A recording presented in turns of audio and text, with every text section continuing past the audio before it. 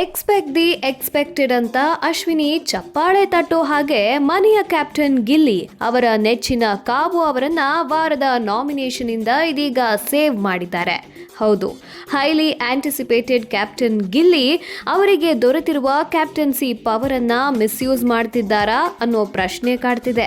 ಒಂದ್ ಕಡೆ ಮಾತಿಗೆ ತಪ್ಪಿದ ಅಶ್ವಿನಿ ಅವರಿಂದ ನಾಮಿನೇಟ್ ಮಾಡುವ ಅವಕಾಶವನ್ನ ಕಿತ್ಕೊಂಡ್ರು. ಮತ್ತೊಂದ್ ಕಡೆ ನಾಮಿನೇಷನ್ ಪ್ರಕ್ರಿಯೆಯಲ್ಲಿ ಪ್ರತಿ ಹಂತದಲ್ಲೂ ಕಾವ್ಯ ಅವರನ್ನ ಸೇವ್ ಮಾಡೋ ಮೂಲಕ ತಮ್ಮ ಫೇವರಿಸಂ ಅನ್ನ ಇಂಡೈರೆಕ್ಟ್ ಆಗಿ ತೋರಿಸ್ತಿದ್ದಾರೆ ಅಂತಿದ್ದಾರೆ ಅಶ್ವಿನಿ, ರಾಶಿಕಾ ಹಾಗೂ ಧ್ರುವನ್. ಬಟ್ ನಾನು ಯಾವುದೇ ಫೇವರಿಸಂ ಮಾಡ್ತಿಲ್ಲ, ವಾದ ಪ್ರತಿವಾದಗಳನ್ನ ನೋಡಿ ಸರಿಯಾಗಿ ಡಿಸಿಷನ್ಸ್ ತಗೋತಿದ್ದೀನಿ ಅಂತಿದ್ದಾರೆ ಗಿಲ್ಲಿ ನಟ.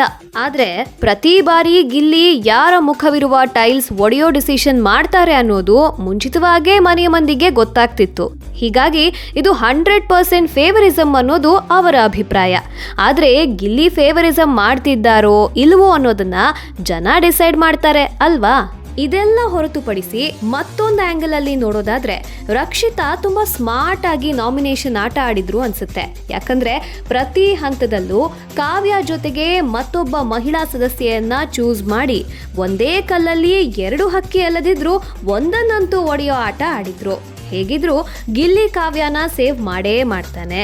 ಪಕ್ಕದಲ್ಲಿ ಬೇರೆ ಯಾರೇ ಇದ್ರೂ ಅವರು ನಾಮಿನೇಟ್ ಆಗೋದು ಗ್ಯಾರಂಟಿ ಅಂತ ಗೊತ್ತಿದ್ದೆ ರಕ್ಷಿತಾ ಸ್ಮಾರ್ಟ್ ಆಗಿ ತಮ್ಮ ಚಾಯ್ಸ್ ಮಾಡಿದ್ದು ಕಂಡು ಬಂತು. ರಕ್ಷಿತಾ ನಾಮಿನೇಟ್ ಮಾಡುವಾಗ ಕಾವ್ಯಗೆ ರೀಸನ್ಸ್ ಕೊಡೋದ್ರಲ್ಲಿ ಫೇಲ್ ಆಗ್ತಿದ್ದು ಎದ್ದು ಕಾಣ್ತಿತ್ತು. ಒಟ್ನಲ್ಲಿ ಗಿಲ್ಲಿ ಫೇವರಿಸಮೋ ಅಥವಾ ರಕ್ಷಿತಾ ಸ್ಟ್ರಾಟಜಿನೋ ಗೊತ್ತಿಲ್ಲ, ಬಟ್ ಲಾಭ ಆಗಿದ್ದಂತೂ ಕಾವ್ಯಗೆ.